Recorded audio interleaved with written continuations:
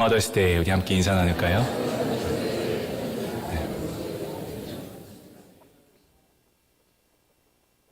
예, 오늘은 Mother's Day입니다. 그리고 5월은 특별히 가정의 달로 제가 오늘 말씀을 준비하면서 우리가 살면서 여러 가지의 모습들이 있지만 이 관계에 관한 것들은 뗄래야 뗄 수 없는 그러한 주제라고 생각이 되었습니다. 그래서 가정의 달이기도 해서 오늘 말씀의 주제를 제가 관계의 회복, 우리 삶에 무너져 있는 그런 관계의 회복에 관한 말씀 선포하고자 합니다.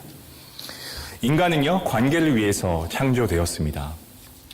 We are created for relationships. 하나님은 관계의 하나님이세요. 그래서 인간은 관계를 통해서만 우리가 하나님을 온전히 알아갈 수 있습니다. 우리 어르신들 중에 한자, 어르신들 아니어도 한자 아시는 분들 많겠지만 인간이라고 하는 한자가 있습니다. 이것은 원래 인생 세간이란 말을 줄임말이죠. 그래서 설명하면 인간이 사는 세상, 그리고 사람과 사람과의 세상, 영어로 표현하면 being human 이렇게 얘기할 수 있겠습니다. 그래서 이런 관계를 통해서 우리의 존재를 깨닫게 된다라는 그러한 의미를 가지고 있습니다. 그래서 그런지는 몰라도 저와 여러분들은 하나님을 알아가는 것도 그렇고 또 인생을 우리가 살아가는 것도 그렇고 어떻게 보면 전적으로 관계에 의존할 수밖에 없다라는 거죠. 질문 하나 하겠습니다. 처음에 우리가 태어나면 누구와 관계를 맺습니까? 감사합니다. 1부 때는 너무 조용하셨어요. 제가 어려운 질문을 드렸나 순간 고민이 들었는데, 그쵸? 예, 어머니, 그죠? 부모님과의 관계를 우리가 먼저 맺죠. 그리고 우리가 계속해서 이 부모와의 관계를 통해서 우리가 배워갑니다. 심지어는 부모를 통해서 하나님에 대한 이미지도 우리가 알게 됩니다. 우리 아시아의 정서가 있습니다. 아시아의 문화 가운데서는 사실 아버지와 친밀한 관계를 많이 누리지 못하는 경우들이 많이 있어요. 그러다 보니까 아버지의 어떤 때로는 권위적인 그런 관계 가운데서 상처를 받게 되기도 하고, 그리고 불편한 관계에 있으면 그런 부분이 우리가 신앙생활 하면서 우리의 아버지 되시는 하나님과의 관계까지도 영향을 미치는 경우도 있습니다.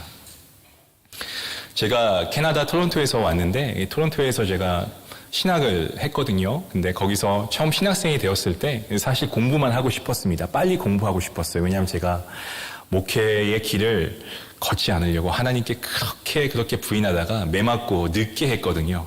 그래서 공부 빨리 하고 빨리 목사 안수 받고 목회에 전념해야 되겠다 했는데 하나님이 감사하게 저에게 또 사역할 수 있는 기회를 주셨어요. 그래서 그때는 이제 교육전도사로 제가 이제 섬길 때인데 얼마 안 돼서 여름 성경학교를 했습니다. BBS를 했는데 이틀째가 되는 날이었어요. 그때 아침에 오전 예배를 드리고 이제 액티비티가 점심시간 전에 있는데 교회 근처에 한 장소를 예약을 해놨거든요. 그래서 멀지 않은 곳이고 걸어서 갈 수 있는 곳이기 때문에 교사들과 그리고 학부모님들을 대동해서 아이들을 데리고 먼저 가게끔 했습니다. 그리고 제가 혹시 빠진 물건이나 빠진 게 없나 확인하고 제가 뒤따라가기로 했죠. 그런데 이게 제가 실수하고 잘못한 겁니다. 얼마 안 됐는데 제가 이제 다 주변을 정리하고 저도 이제 그곳에 가려고 하는데 전화가 옵니다. 교사 한 명이 전화를 해서 전도사님 큰일 났어요 라고 하는 거예요. 가슴이 덜컥 내려앉더라고요. 그래서 무슨 얘기인가 하니 밖에서 놀 액티비티 가운데 이 야광봉이라는 게 있어요. 이 야광봉이 있는데 그걸 어떤 아이가 발견한 거예요. 그래서 뒤에 가서 그거를 몰래 가지고 왔겠죠. 그러면서 그걸 계속 꼼지락거리면서 가지고 놀다가 이게 새 가지고 이게 묻은 거예요, 손에. 근데 그거를 아이가 개념이 없으니까 이렇게 모르고 눈에다가 비빈 것 같습니다. 그래서 선생님이 그걸 봤어요. 아이는 특별한 증상 없지만 그래도 모르니까 병원에 급하게 가야 된다는 거예요. 저도 알겠다라고 전화를 끊고 급하게 가려고 하는데 그 찰나에 교회 사무실이 있으셨는데 담임 목사님이 계신 거예요. 담임 목사님께 바로 상황을 자초지종을 말씀을 드렸습니다. 그런데 그때 담임 목사님께서 저를 보시면서 이런 말씀을 하시는 거예요. 전도사님, 내가 알았으니까 걱정하지 마요. 내가 다 책임질게요. 이런 말씀을 해주시는 거예요. 너무 감사하더라고요. 제가 사역을 하면서 이런 은혜라고 해야 되나요? 이런 것들을 제가 경험하는 경우가 많이 없었던 케이스였는데 그런 말씀 해주시니까 너무 좋다는 거죠. 그러면서 담임 목사님들은 다 좋구나. 제가 이제 그렇게 생각을 했죠. 그런데 얼마 안 있어서 이제 제가 선교를 가게 되었거든요. 선교를 갔는데 단기 선교예요. 그리고 토론토는 원주민 선교를 많이 갑니다. 그래서 한 일주일 동안 선교를 가는데 팀원들이 다 구성이 되었습니다. 전화기나 이런 거를 가져오면 안 된다고 제가 지침서를 내렸기 때문에 저를 제외하고, 왜냐면 저는 비상시에 연락이 돼야 되니까.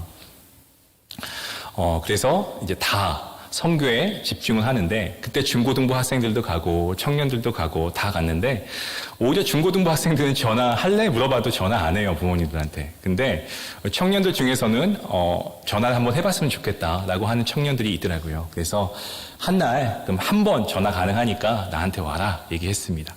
그러니까 오더라고요. 몇 명이 왔는데 그중에 한 형제가 제 앞에서 전화기 받기 전에 잠깐 기도하는 것 같아요. 듣고 싶어서 들은 건 아닌데 옆에 있으니까 들리잖아요. 뭐라고 기도하냐면 이 전화 제발 어머니가 받게 해주세요 라고 하는 거예요. 영문은 모르죠. 근데 기도하고 전화를 하는 겁니다. 근데 아니나 다를까 누가 받았을까요? 아버지가 받았어요. 아버지가 전화를 받으니까 제가 전화 기회는 한 번이라고 했잖아요. 또 할 수 없으니까 하는 겁니다. 그러면서 아버지한테 아버지 저 원주민 선교 왔어요. 이렇게 아들이 얘기합니다. 그러니까 아버지가 이렇게 얘기하죠. 너 선교 갔어? 이렇게 얘기하는 거예요. 아들이 간지도 몰라요. 같은 집에 사는데 아들이 그 말을 듣고 황당한지 웃더니 전화를 끊더라고요. 실제적으로 연구의 결과를 보면 특히나 남자분들이 그 아버지에게 상처를 받는 부분들이 많이 있습니다. 그리고 그런 부분이 신앙생활 하면서도 영향을 받게 됩니다. 부모님과의 관계뿐만이 아니고요. 형제와의 관계도 그렇습니다. 지금 한국은 저출산 때문에 난립니다. 오죽하면 한 기사를 보니까 이러다 한국 없어지는 거 아닌가 이런 내용을 가지고, 왜냐하면 너무 아이들을 낳지 않으니까요. 그런 기사까지 봤습니다. 그래도 감사한 것은 저희가 있는 북미주는 어떻습니까? 그래도 한두 명 이상 다 다는 아니지만 자녀들 많이 가지고 계신 것 같아요. 저는 이게 하나님의 은혜라고 생각을 합니다. 사실 아이들이 어리면 처음에 데이케어 가잖아요. 그리고 이제 학교를 가면은 친구를 사귀면서 이 사회성이라는 것을 접하게 되죠. 그러면서 내가 하고 싶은 대로 다 할 수 있는 세상이 아니구나라는 것을 깨닫게 됩니다. 이때 아주 중요한 부분이 있습니다.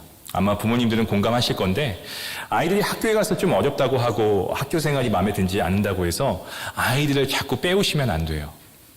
심지어 어떤 부모님들은 아이들 학교 힘들다고 하면 그래? 다른 학교 가자. 이렇게 얘기하시는 부모님들도 계세요.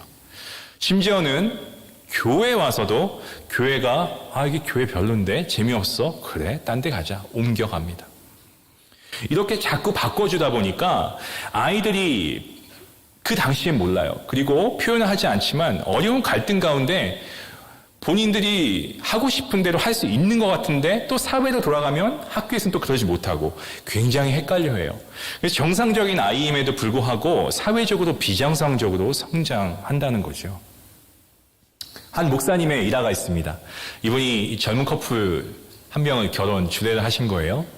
정말 없으면 못 산다라고 그 노래를 불러서 이제 결혼하기 전에 예비 부부 코스가 있거든요. 이제 그거 다 하고 나서 결혼했어요. 그런데 1년이 뭡니까? 6개월도 안 돼서 아주 큰 싸움이 났습니다. 이유는 말씀 안 하시는데 부부가 심하게 다툰 거예요. 양같이 부모님들까지 다 아실 정도로. 근데 그 자매가 그 얘기를 목사님한테 했는데, 사실 그 자매가 다니는 교회에서는 그 부모님들도 같이 교회를 다니고 계셨고 오랫동안 정말 신실하게 신앙생활 하신 분들이거든요. 근데 목사님이 그 자매하고 상담을 하면서 부모님들이 뭐라고 하시냐라고 여쭤보니까 이 자매가 그러는 거예요. 이혼하라고 한다는 거예요, 부모님이. 그래서 목사님이 그럼 이혼하고 싶냐고 이렇게 자매한테 물어봤습니다. 그러니까 자매는 그건 아니라고. 이런 일로 이혼하면 안 되죠. 결론적으로 지금은 다둥이 엄마가 되어서 행복한 가정을 누리면서 아주 잘 살고 있어요. 근데 교회 다니는 부모님들, 특히나 우리 성도님들 다 우리 자녀들을 키우셨을 때 그렇겠지만 우리 부모들은 우리가 신앙생활 열심히 하는 그러한 직분도 있고 또 교회에서 받은 직분도 있지만 우리가 부모로서 이 중재직이라고 하는 게 있잖아요. 중재하는 역할. 그죠? 그래서 아이들이 좀 힘들어해도 우리가 중간에 이 다리 역할을 잘 해야 되거든요. 그러한 것들이 필요한데 오늘 이 부모님 같은 예와 같은 경우는 딸이 힘들다고 하니까 그냥 헤어지라고 얘기를 하는 것에 목사님이 많은 안타까움을 나타내셨다라고 말씀하셨습니다. 부모와의 관계, 또 형제와의 관계, 또 교회를 통해서도 마찬가지입니다. 이 섬김, 지체의식, 공동체의 관계를 배우게 되는 것이죠. 이 모든 관계가 하나님을 알아가는 데에 아주 중요한 그러한 부분입니다. 오늘 우리가 읽은 본문 1절 말씀인데요. 다시 한번 보시면 이렇게 말씀하고 있습니다. 그러므로 사랑을 받는 자녀같이 너희는 하나님을 본받는 자가 되고, 가정을 허락하신 이유도요, 관계 때문인 거 여러분 아십니까? 창세기 2장 8절 말씀에 18절 말씀에 이렇게 말씀합니다. 여호와 하나님이 이르시되 사람이 혼자 사는 것이 좋지 아니하니 내가 그를 위하여 돕는 배필을 지으리라 하시니라. 영어 성경을 보시면 이 돕는 배필이라는 이 단어에 영어로 헬퍼라고 되어 있는데요. 여러분 생각하시기에 가게에서 도와주는 헬퍼를 아마 가장 먼저 떠오르실 거예요. 그런데 그런 게 아니고 여기서는 좀 더 엄밀하게 말씀드리면 perfecter입니다. perfecter. 그러니까 도와주는 사람이 아니고 온전케 하는 사람을 가리킵니다. 그래서 부부를 우리가 가리켜서 이 부부의 관계에 있어서 부부의 관계는 도와주는 사람이 아니고요. 나를 온전케 해주는 사람인 거예요. 그러니까 나를 통해서 상대방이 온전케 되고 나도 이 사람을 통해서 온전케 되는 것. 이는 다 부족하기 때문에 그런 겁니다. 교회 안에서도 서로 간에 온전케 되는 그러한 관계가 필요하고 중요합니다. 그래서 하나님께서 우리에게 믿음의 공동체를 허락하신 거예요. 하나님께서 의도하신, 하나님이 디자인하신 그러한 온전히 인간이 되기 위한 필요가 있다는 거죠. 달라스 월라드라고 하는 이 학자가 있었습니다. 이 사람은 영성학자였는데요. 이 사람이 하나님께서 의도하신 관계가 무엇인가를 이 학자가 이렇게 설명을 합니다. 영어 원문에서는 이렇게 설명합니다. It is an individual and cooperative human existence, freely and intelligently live from a hand-in-hand conversational walk with God. 해석하면 이렇습니다. 개인과 공동체가 자유 가운데에서 서로 인식하고 손을 잡고 하나님과 대화의 동행을 누리는 관계이다. 이 하나님께서 우리에게 원하시는 관계가 이러한 관계라고 생각합니다. 하지만 성도 여러분, 제가 여러분에게 한번 여쭤보겠습니다. 여러분의 현실은 어떤가요? 여러분은 이러한 관계를 누리는 삶을 살고 계십니까? 아닙니다. 왜 그렇게 되었을까요? 그리고 어떻게 우리가 회복을 경험할 수 있겠냐라는 겁니다. 그래서 저는 오늘 두 가지 포인트로 말씀을 선포하고자 합니다. 첫째, 우리가 지금 가지고 있는 현재의 관계 상태입니다. 그것은 바로 손상된 관계입니다. Broken relationship. 죄로 인해서 관계가 손상이 된 겁니다. 창세기 말씀을 보시면 하나님께서 의도를 가지고 관계라는 것을 주셨지만 어떤 일이 생깁니까? 하나님이 먹지 말라고 한 선악과를 인간이 먹은 후에 하나님과의 관계가 손상이 되었습니다. 하나님 안에서 자유함을 누렸던 인간이 선악과를 먹고 난 후에 피해 다니고 오히려 하나님을 도망하면서 자기 자신을 숨깁니다. 하나님과의 친밀함의 관계가 손상이 되어 버립니다. 뿐만 아닙니다. 부부와의 관계가 손상이 되었습니다. 뼈 중에 뼈라고 했습니다. 살 중에 살이라고 했는데 정말 나와 한 몸이다라고 여겼던 부부가 이 죄가 몸 안에 들어오니까 서로 상대방을 탓하기 시작하는데요. 내 잘못이 아니고 내 배우자 잘못입니다. 이렇게 되는 겁니다. 여기서 끝이 아닙니다. 가인과 아벨, 우리가 잘 알고 있는 사건입니다. 인류 최초의 살인사건. 형제의 관계가 손상이 되는 것으로 끝나는 것이 아니고 살인이 일어납니다. 형제를 죽입니다. 형제 관계도요, 욕심이 들어오고 질투가 들어오고 원망하고 탓하고 이런 순간 결국 살인까지도 가게 되는 그러한 모습을 우리가 말씀에서도 보게 되죠. 사회적인 관계에서 성을 쌓고 무기를 만들고 전쟁을 하기 시작합니다. 모든 관계들이 틀어지기 시작합니다. 손상되기 시작합니다. 이것이 바로 다름 아닌 죄의 결과인 것입니다. 뿐만 아니고 우리가 모두가 원죄를 가지고 태어났습니다. 어느 누구도 의인은 없나니 하나도 없다라고 성경은 분명하게 말씀하고요. 우리 모든 인류가 원죄를 가지고 태어났습니다. 때문에 구체적으로 관계뿐만 아니고 관계를 맺는 방법, 관계를 맺는 방식까지도 손상이 되었다라는 겁니다. 그로 인해서 부모님과 자녀와의 관계도 손상이 되어버린 겁니다. 여러분, 우리가 위대한 사랑, 첫 번째 우리가 꼽으라고 한다면 넘버원은 뭐니 해도 하나님의 사랑입니다. 하지만 세상에서 가장 위대한 사랑이라고 하면 우리가 보편적으로 부모의 사랑이라고 이야기하죠. 하지만 죄송합니다. 부모님도 죄인이고요. 할머니, 할아버지도 죄인이고 손자, 손녀들도 어린아이들도 다 죄인입니다. 모두가 죄성을 갖고 있습니다. 자녀가 태어나면서 부모님들과 관계를 맺게 되고 그 관계의 방식이 생기게 되고 그러한 패턴대로 삶을 살아가죠. 이것을 애착이라고 합니다. 애착의 유형, attachment theory라고 하는데요. 지금 한국 TV를 보시면 프로그램이 좀 많이 대세인 프로그램이 있어요. 바로 상담하는 프로그램이거든요. 네. 현재 TV에서 가장 이 상담과 관련된 프로그램의 패널 중에 제일 많이 등장하는 사람이 누군가 봤더니 바로 오은영 박사님이라는 분이 계시더라고요. 채널 틀면 그분 다 나오더라고요. 그리고 이분이 하시는 말씀은 부모들에게 굉장히 절대적인 것 같습니다. 이분이 아이들에게 이런 건 하면 안 되라고 하면 아이들 절대 안 시키고 이런 TV 프로그램 봐도 됩니다라고 하면은 보게 하고 정말 이분이야말로 어떤 그분들에게 있어서 어떤 구세주와 같은 그런 느낌이었던 것 같아요. 지침서가 되어 있다는 거죠. TV 상담 프로그램뿐만이 아닙니다. 책들도 보시면 이런 아이들의 애착에 대한 문제를 무척이나 심각하게 다루고 있는 현실을 반영이나 한다는 듯이 정말 앞다투어서 애착에 대한 책들이 쏟아져 나오고 있다는 겁니다. 애착이 무엇입니까? 어린아이가 엄마나 아빠, 보호자와 어떻게 이 감성적으로 연결 맺고 관계를 형성시켜 나가는가가 이게 애착인데요. 조금 더 설명드리면 어떤 낯선 순간이나 두려운 그러한 순간에 혹은 스트레스를 받거나 위기의 순간 가운데에서 관계를 통해서 세상을 배워 나간다. 이러한 유형을 애착이라고 합니다. 그래서 애착의 유형은 이전부터 있었습니다. 존 볼비라고 하는 이러한 학자가 있었는데 실험을 합니다. 어떠한 실험인고 하니 엄마하고 아이하고 이 관계를 형성하는 것을 이 관찰하는 실험의 내용이었습니다. 그래서 어린아이를 엄마가 낯선 공간에 일단 먼저 데려갑니다. 그 공간에 가면 갑자기 낯선 인물이 또 한 명 들어와요.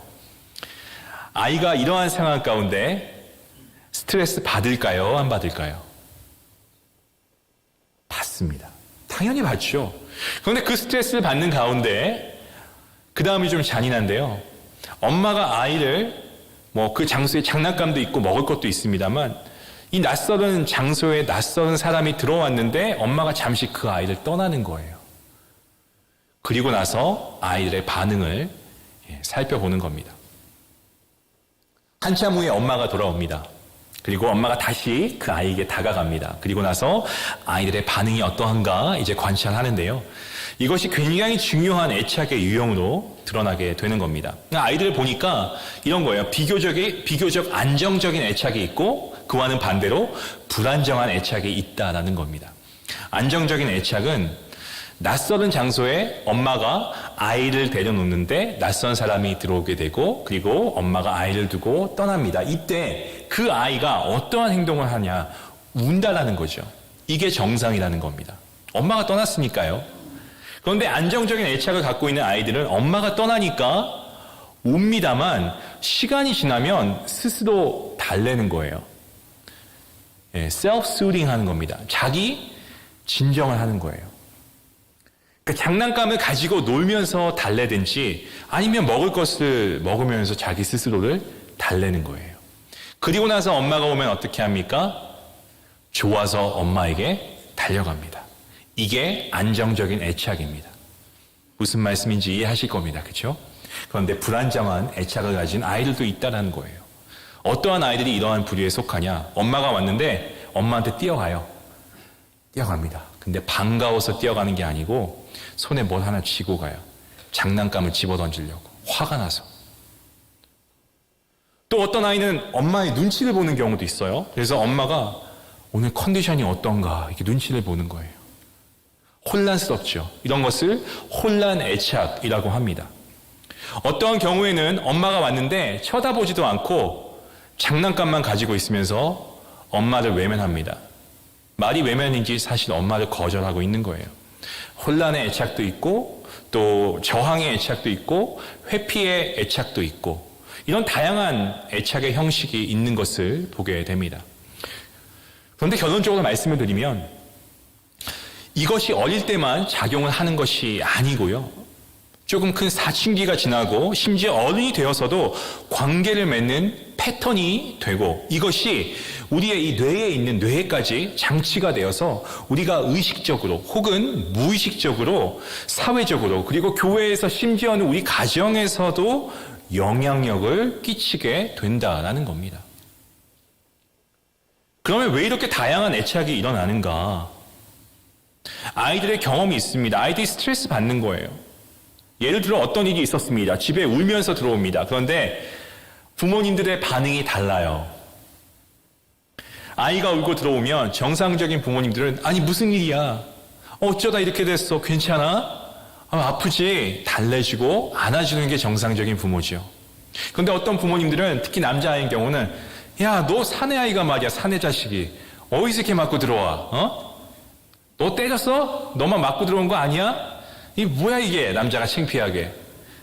아니 밖에서 다치고 들어온 것도 서러운데 이런 얘기 들으면 아이들이 굉장히 속상한 걸 넘어서 이 혼란스러운 겁니다. 어떤 경우에는 또 집에 왔어요. 학교 마치고 이제 왔는데 엄마가 늘 주던 간식을 안 줘. 엄마 표정을 보니까 평상시에는 항상 이렇게 입꼬리가 올라가 계신 분인데 오늘 입꼬리가 조금 내려와 계세요. 이 아이들이 정말 대단한 게 그걸 또 느껴요. 그리고 봅니다. 그리고 오늘 엄마 컨디션이 안 좋은가? 아이들이 이유도 모르는데 혼란스러운 이런 상황이 되죠. 이런 것들이 혼란스러운 애착이라는 거예요. 이것을 통해서 자기의 존재감을 알게 되는 겁니다. 예를 들어서 그런 게 있잖아요. 형제가 많은 집에서 우리 형이 맏아들이 울면 엄마 아빠가 다 발벗고 도와주는데 나는 막내도 아니고 둘째야. 울어도 아무것도 안 주고. 그러면 그 아이는 자존감이 낮은 아이가 될 수 있다는 거죠. 여러 가지 상황 가운데서 애착의 유형을 만들어가게 된다라는 말씀을 드리는 겁니다. 그런데 여러분, 이게 성인이 되어서도 똑같이 작용한다는 겁니다. 각자 자신이 맺는 유형이 형성이 됩니다. 그래서 어떤 분들은 이 교회 안에서 심지어 다른 사람들에게서 인정을 못 받으면 이 교회에서 무서운 병 중에 하나가 섭섭병이 있거든요. 이 섭섭병에 걸리셔가지고 사람들이 인정 안 해주면 그것 때문에 교회에서 맡은 일을 그만두시는 경우가 있어요. 또 한때는 내가 열심히 했더니 돌아오는 게 이거밖에 안 돼. 스트레스 받기 싫어. 아예 처음부터 칼처럼 차단합니다. 그런 어떤 스트레스와 어떤 그런 말들, 소문을 들을까봐 두려운 마음에 아예 이 모든 것들을 외면해 버리신 분들도 계십니다. 그래서 목사님들 가운데 이런 목사님들이 계세요. 지난주까지 항상 성도님하고 인사 잘하고 예배 끝나고 나면은 이렇게 인사 반갑게 나누고 또 한 주간 승리하며 사십시다 이렇게 얘기했는데 이번 주에 딱 봤는데 예배 마치고 안녕하세요 성도님 하는데 갑자기 고개를 휙 돌리시는 거예요. 목사님이 깜짝 놀라셨대요. 왜 그러는지 영문도 모르신다는 거예요. 마치 엄마가 장난감을 던지는 아이 같다라는 생각을 해봅니다. 어렸을 때만 그 애착의 유형이 생기는 게 아니고 우리가 성인으로 성장하면서 그게 의식적이든 무의식적이든 관계의 책들을 보면 이게 뇌로 레지스터 되어버려서 그게 그렇게 살아가는 거라고 합니다. 하나님과 그렇게 관계를 맺고 성도들과 그렇게 관계를 맺으면서 살아가게 되는 겁니다. 여러분 그렇다고 해서 지금 와서 여러분 우리의 기성세대 또 우리 부모님들을 탓하시라는 말씀 절대 아니에요. 어떤 분이 이런 말씀하셨어요. 60이 넘으신 분인데 저희 교회는 아니고요. 그렇게 어머니 탓을 하시는 거예요. 근데 여러분 우리가 30만 넘어도 우리가 스스로 책임져야 하지 않겠습니까? 우리가 책임져야죠. 우리 스스로를. 그건 과거이고, 왜냐하면 우리의 어머니, 우리의 아버지들도 완벽하지 않습니다. 그분들도 완벽하지 않고 우리 부모님들도 그렇게 잘하셨고요. 우리 할아버지, 할머니들도 그렇게 성장하신 겁니다. 하지만 그 가운데서 나름 최선을 다하셨어요. 그럼에도 불구하고 제가 오늘 말씀을 드리는 것은 그렇게 때로 실망도 하고 그리고 연약함도 있고 실패도 있지만 그럼에도 불구하고 하나님께서는 여전히 관계를 주셨고 관계를 회피해서는 안 된다라는 것입니다. 인간은요, 사랑을 통해서 하나님을 알아간다는 사실 기억해야 합니다. C.S. 루이스는 4가지 사랑이라는 그가 집필한 책에서 이렇게 말하고 있습니다. 사랑한다는 것은 상처받을 수 있는 위험에 자신을 노출시키는 행위입니다. 무엇이든 사랑해 보십시오. 여러분의 마음은 분명 아픔을 느낄 것이며 어쩌면 부서져 버릴 수도 있습니다. 마음을 아무 손상 없이 고스란히 간직하고 싶다면 누구에게도 마음을 주어서는 안 됩니다. 모든 얽히는 관계를 피하십시오. 마음을 당신의 이기심이라고 하는 작은 상자에만 넣어 안전하게 잠가 두십시오. 그러나 그 작은 상자 안에서도 그것은 변하고 말 것입니다. 부서지지는 않을 것입니다. 깨트릴 수도 없고 뚫고 들어갈 수도 없을 것입니다. 그러나 구원받을 수 없는 상태가 되고 말 것입니다. 우리는 모든 사랑의 내재에 있는 고통을 피하려고 애씀으로서가 아니고 그것을 받아들이고 그분께 바침으로써 하나님께 더 가까이 다가가게 됩니다. 사랑하면 우리는 아플 수밖에 없습니다. 사랑하면 상처받을 수밖에 없다는 겁니다. 그럼에도 불구하고 우리는 사랑함으로 말미암아 하나님을 알게 되고 하나님께 더 가까이 다가가게 되는 겁니다. 아무도 나의 마음을 터치하지 않게끔 자물쇠로 꽉 닫아버리면 부서지지 않을 수 있겠죠. 내 마음 상처 아무도 못 건드려라고 할 수 있겠죠. 나 더 이상 상처 안 받을 거야. 내 마음을 굳게 닫으면 부서지지는 않을 수 있습니다. 그 상자 안에서 근데 썩어질 수 있다는 거죠. 결국 그렇게 우리는 살아가는 겁니다. 관계를 단절하거나 관계를 가지지 않고 살아가는 거죠. 제가 오늘 애착에 대해서 그리고 관계의 유형에 대해서 말씀드린 이유는 저와 여러분 모두가요, 이 동일하게 연약한 관계를 맺고 있는 어떠한 구방식, 옛날 방식들이 있기 때문에 그렇습니다. 그래서 그 패턴대로 살아가고 그 패턴대로 우리가 자식을 키우고 그 패턴대로 우리가 신앙생활을 하고 있다는 것, 바로 그것이 문제인 겁니다. 하지만 하나님께서는 저와 여러분이 이대로 머물러 있기를 원치 않으십니다. 2번째 포인트입니다. 이렇게 손상된 관계에서 머물러 있는 것이 아니고 예수 그리스도 안에서 이 구속의 관계를 누리게 됩니다. 구속된 관계, redeemed relationship. 예수 그리스도 안에서 구속된 관계를 누릴 수 있게 된다는 거죠. 예수 그리스도의 복음은 우리에게 치유되고 회복되는 관계로 인도해주는 능력을 갖고 있는 줄로 믿습니다. 그런데 이것이 우리가 이론적으로 이루어지는 게 아니라는 거예요. 여러분 다 아시는 말씀이잖아요. 여러분 우리는 예수 그리스도를 믿습니다. 분명히 믿습니다. 주님을 구세주로 영접하였습니다. 주님의 믿는 백성으로 우리가 오늘도 하나님께 예배하는 줄 믿습니다. 믿기는 믿는데 우리의 관계는 여전히 손상되어 있다는 겁니다. 이것은 우리가 인간관계를 맺는 방식이 여전히 옛날 방식이라는 거예요. 우리가 복음 안에서 회복되고 치유를 받는다는 의미가 무엇입니까? 본문 2절 말씀입니다. 그리스도께서 너희를 사랑하신 것 같이 너희도 사랑 가운데서 행하라. 그는 우리를 위하여 자신을 버리사 향기로운 제물과 희생 제물로 하나님께 드리셨느니라. 예수님께서 이 땅에 친히 찾아오시고 그분이 우리와 관계를 맺으실 때의 방식을 배우고 우리도 그 방식대로 사랑을 해야만 치유가 된다라는 말씀입니다. 주님을 본받아야 한다는 말씀이에요. 여러분 우리 하나님은요, 하나님의 애착이 있으십니다. 하나님의 애착이 있는데 그 애착의 유형이 무엇인지 아십니까? 변함이 없으신 분, 신실하신 분, 여러분 믿으십니까? 끊임없이 하나님은 포기하지 않으시고 독생자 예수 그리스도를 우리에게 친히 보내주셔서 모든 것을 희생하시고 보혈 흘려주신 주님이십니다. 이것이 하나님의 애착입니다. 하나님께서는 그분의 자녀인 저와 여러분들을 절대로 떠나지 않으시는 분이십니다. 하나님은 감정 따라 움직이시는 분이 아니십니다. 고기압과 저기압이 있으셔가지고 기분 좋으실 때 너는 내 딸이고 내 아들이다. 기분 안 좋으시면은 야, 나 오늘 내 하나님 안 할래. 이런 분이 아니세요. 하나님은 우리의 연약함을 아시기 때문에 우리가 죄를 짓는 그 순간에도 하나님께 돌아오길 누구보다 간절히 원하시고 우리가 하나님께 돌아가기를 기도하시는 주님이 계시고 우리의 믿음을 붙잡으시는 성령님이 우리와 함께 하시는 것도 하나님께서 우리를 사랑하시는 그 모습을 우리가 분명히 알 수 있는 대목 아니겠습니까? 여러분, 하나님 진노하십니다. 하나님은요, 진노하실 때도 있어요. 네, 맞습니다. 죄에 대해서는 엄격하십니다. 거룩하시기 때문에 하나님은 죄를 가까이 하시지 않습니다. 죄에 대한 결과도 물으십니다. 하지만 성실하시게 변함없이 저와 여러분을 용서하시는 긍휼의 하나님이신 줄로 믿습니다. 저와 여러분이 이론적으로 이 사실을 너무 잘 알고 있는 말씀입니다.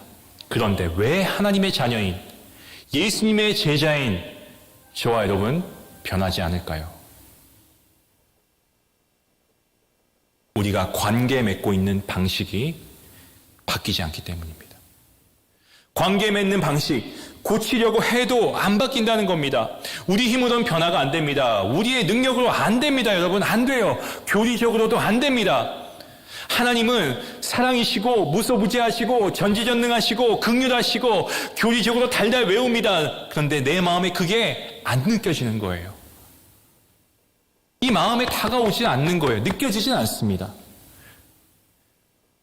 그러면 복음의 능력이 어디 있는가? 우리가 질문할 수 있겠죠. 그냥 이렇게 살다가 주님 다시 오시면 저 천국 데려가 주세요. 이 땅에서 이렇게 그냥 살겠습니다. 여러분, 절대 이렇게 포기하시면 안 됩니다. 어느 때 변화가 일어납니다. 구속적인 경험들을 통해서 일어나요. Redemptive experiences.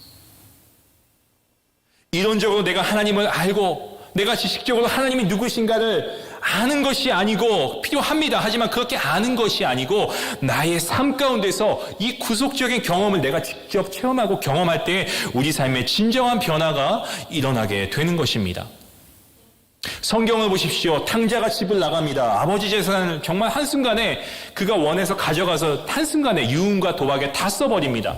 흥청망청 써버리고 순식간에 바닥이 납니다. 돼지우리에서 돼지가 먹는 그 사료를 먹으면서 비참하죠. 그럼 그가 집에 가고 싶은 생각이 왜 안 들었겠습니까? 하루에도 수십 수백 건 들었을 것이고 갈까 말까. 근데 용기를 내고 아버지의 종이라도 되겠다. 바다만 주면 감사하겠다라는 마음으로 갑니다. 그가 힘없이 두려운 마음에 걸어가고 있는데 저 먼발치에서 한 사람이 보입니다. 누군지도 모르겠어요.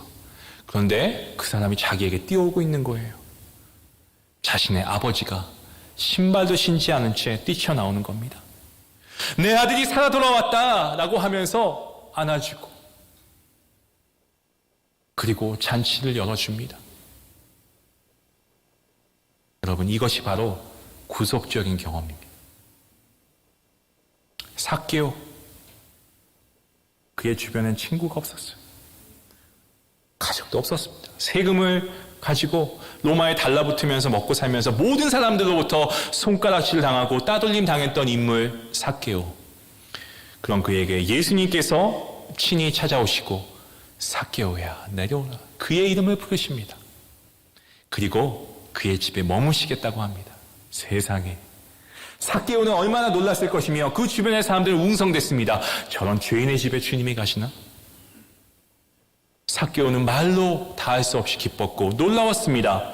삭개오는 급히 내려옵니다. 기쁨으로 예수님을 자신의 집에 모십니다. 자기 집에 모십니다. 그날 삭개오는 예수님을 만나게 되고요. 예수님을 통해서 여러분 새로운 사람이 되었습니다. 그리고 예수님이 삭개오의 친구가 되셨습니다. 이것이 바로 구속적인 경험입니다. 여러분이 잘 알고 계시는 레미제라블의 이 장발장이 어디서 변합니까? 은접시 훔쳤는데 오히려 은초 때까지 주는 구속적인 경험을 할 때 180도 바뀌잖아요. 저와 여러분 예수 그리스도 안에서 복음을 경험했다는 거, 여러분 이거 여러분에게 있어서 이론적이십니까? 율법적입니까? 형식적입니까? 습관적입니까? 아니면 여러분에게 이런 구속적인 경험이 있습니까? 나 같은 죄인도 구원해 주신 주님의 은혜 정말로 경험하셨습니까? 교회에서 이것을 경험하지 않으면 도대체 어디에서 경험하려고 하십니까? 한국은 난립니다. MZ세대들 교회 문을 박차고 다 나갑니다. 많은 MZ세대들이 교회를 많이 떠나고 있습니다. 어떤 교회들은요, 젊은이들 전도를 하는데 전도하는 장소가 어딘지 아십니까?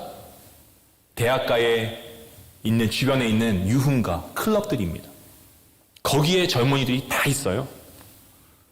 술, 담배에 쩔어 있습니다. 약에 취한 건지 술 때문에 그런 건지 길가에 널브러져 있고 토하고 안타까운 마음으로 다가가서 형제님, 자매님, 예수님 믿으십시오. 복음을 전합니다. 뭐라고 하시는지 아십니까? 저 교회 다녔었어요. 그 뒤에 나오는 말이 충격적입니다. 교회에서 말씀을 통해 은혜를 계속 강조하고 말씀의 은혜를 선포가 되는데 사실 교회 안에서 저는 은혜를 경험하지 못합니다. 저 있는 그대로 받아주는 곳인 교회가 아니고 이 클럽이에요. 저는 있는 그대로 받아주거든요.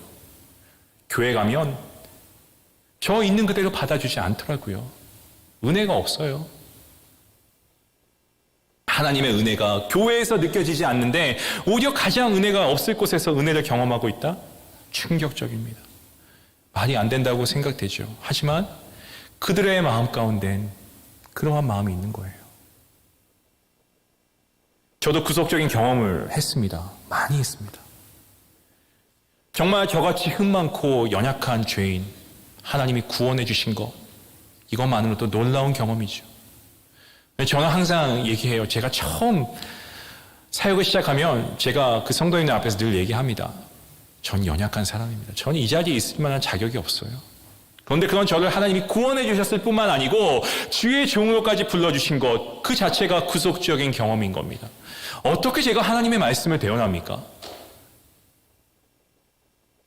아까 제가 처음에 말씀드린 것처럼 제가 그러한 처음 신학생 때 정말 말도 안 되는 그런 실수를 통하여서 제가 너무 두렵고 떨렸을 때 담임 목사님이 전도사님 걱정하지 마요. 저한테 얘기 안 해서 모르는 거 아니니까 괜찮아요. 내가 알았으니까 전도사님 이제 내가 책임질게. 저는 그게 구속적인 경험이었어요. 잘릴 줄 알았거든요. 교회 안에서 정말로 어려운 상황 가운데 정죄하는 게 아니고 반갑게 맞아주고, 여러분 그런 것들이 구속적인 경험입니다. 우리가 구속적인 경험을 갖지 못하면서 이론적으로 살다가 하나님께서 반드시 우리를 사랑하시기 때문에 저와 여러분에게 이러한 계기를 만들어 주실 때가 있습니다. 분명히 있어요. 때론 사랑하는 그리고 소중한 관계가 어긋나기도 하고, 때론 내가 교만해서 나의 고집을 꺾지 않아서도 그런데요. 이런 가운데 때론 하나님께서 우리의 자녀를 통해서, 손주를 통해서 매를 드시는 경우들도 있죠. 그런데 그것은 하나님이 분명하게 우리를 사랑하시기 때문이라는 거예요. 오히려 그것을 통해서 나의 이 그릇을 넓게 만드시고, 그것을 통해 하나님께 돌아오게 만드시고, 나의 교만했던 모습, 남을 정죄했던 나의 잘못된 그런 모습들 하나님 앞에 나와서 철저하게 회개하기 위한 하나님의 방법이신 거죠. 그리고 하나님의 구속적인 경험을 경험할 뿐만 아니고, 여기서 우리가 한 걸음 더 나아가서 내가 정죄했었던 자들에게 오히려 그들에게 찾아가서 그들을 따뜻하게 대해주고 긍휼하게 여겨주는 구속적인 경험들이 일어나는 교회. 저는 우리 중앙교회가 그런 교회가 되기를 간절히 기도합니다.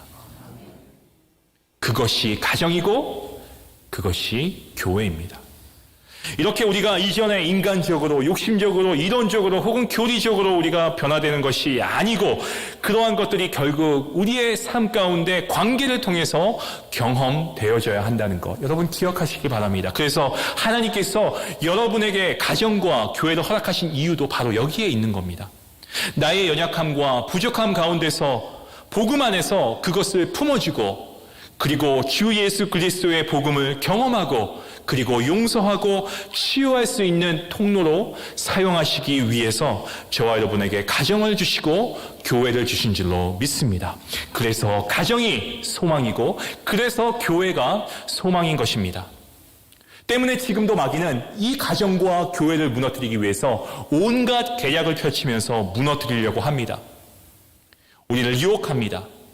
하지만 이러한 마귀의 계략에도 불구하고 여러분, 하나님의 계획은 부족하지만 부족함에도 불구하고 가정과 교회를 통해서 손상되어 있는 관계를 맺는 방식이 하나님의 말씀 가운데 치유되기를 원하시고 저와 여러분이 그 치유와 회복의 통로가 되길 원하시는 줄로 믿습니다.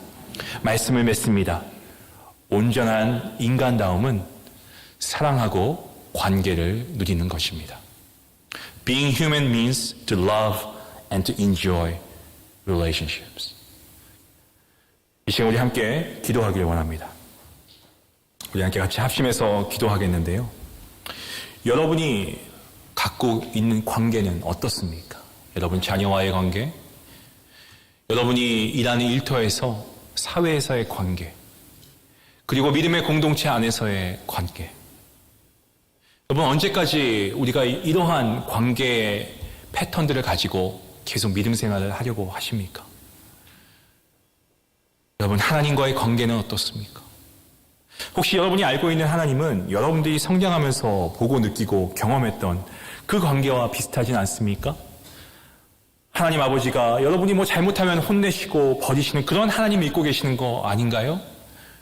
뭔가 거리감이 있는데 학교에서 성적 잘 받아오면 칭찬해주고 좋지 않은 성적을 가져오면 보지도 않고 뭐 그런 하나님이신가요? 성경에서 말씀하는 우리 하나님은 절대 그런 하나님이 아니십니다. 우리가 수고하면 위로해 주시고 부족한 가운데서도 우리를 채우시고 우리의 연약함을 아시고 우리에게 친히 달려와 주시는 아버지, 우리의 하나님 아니신가요? 혹시 나에게 하나님과의 관계 가운데 오해가 있었다면 여러분 이렇게 기도하세요. 주님, 이 시간 하나님의 말씀 가운데 나의 삶 가운데 친밀한 하나님으로 새롭게 관계를 맺고 하나님과 교제하고 싶습니다. 이런 기도할 수 있기 바랍니다. 우리 이 시간 잠깐 기도하실 때 여러분 우리의 관계의 회복을 놓고 우리가 같이 함께 합심으로 기도하기 원합니다. 기도하시겠습니다. 아버지 하나님 감사합니다. 하나님, 우리가 하나님과의 관계도 그렇고 우리 스스로가 생각할 때에 우리 가정에서의 관계, 교회에서의 관계 너무나도 복음과 동떨어진 관계가 있었음을 고백합니다. 하나님, 그러한 관계 가운데 상처받고 상처 주고 용서하지 못하고 벽을 쌓고 오해하는 그러한 관계를 이었다고 한다면 주님이 시간 관계들을 이러한 모든 연약한 관계들을 주님께 올려드리길 원합니다. 주님, 이러한 관계의 영역들이 너무나도 오랫동안 이 방식으로 살아왔기 때문에 우리의 힘으로 불가능하다는 것을 주님께 먼저 인정합니다. 하지만 저에게 주님이 어떠한 분이신가를 구체적으로 그 은혜를 경험하게 해주시고 최소한 우리 가정에서, 우리 목장에서, 우리 전도회에서, 우리 교회에서 구속적인 경험이 일어나게 하여 주시옵소서. 그런 은혜를 소망하고 기도합니다. 주님, 부족하지만 우리의 삶 가운데 이러한 은혜가 경험되게 하여 주시고 이러한 믿음의 공동체, 이러한 중요한 가족들이 될 수 있도록 하나님 함께하여 주시옵소서. 하나님 감사합니다. 하나님, 오늘도 하나님께서 우리에게 주시는 말씀에 은혜가 족한 줄로 믿습니다. 하나님, 우리에게 너무나 도전이 되는 말씀입니다. 그렇습니다. 우리가 얼마나 오랫동안 신앙생활을 해왔는가, 우리가 교회에서 어떠한 직분을 가지고 있는가가 중요한 것이 아니고 그동안 우리가 잘못된 관계를 가지고 살아왔다면 주님 먼저 회개합니다. 하나님과의 관계가 떨어져 있었다면 하나님 용서하여 주시고 우리의 사랑하는 가족과 나의 자녀와 나의 남편과 나의 아내와 나의 부모와 나의 믿음의 공동체와의 관계가 나로 인해 흐트러진 부분이 없는가 다시금 생각하게 하시고 이러한 무너진 관계, 이러한 쓰러진 관계에 벽을 쌓고 용서하지 못하고 상처 주고 상처 받는 아버지 이러한 연약한 관계들 주님께 다 올려드리오니 주님, 우리의 상처를 주님께서 싸매주시고 치유해주시고 담대하게 이제는 우리가 그 치유함과 회복을 덧입어서 예수 그리스도 안에서 복음의 아버지 구속적인 경험들을 통하여서 내가 먼저 치유받고 이러한 구속적인 경험들을 남에게도 경험케 할 수 있는 귀한 축복의 통로가 될 수 있도록 함께하여 주시옵소서. 감사하며 예수님의 이름으로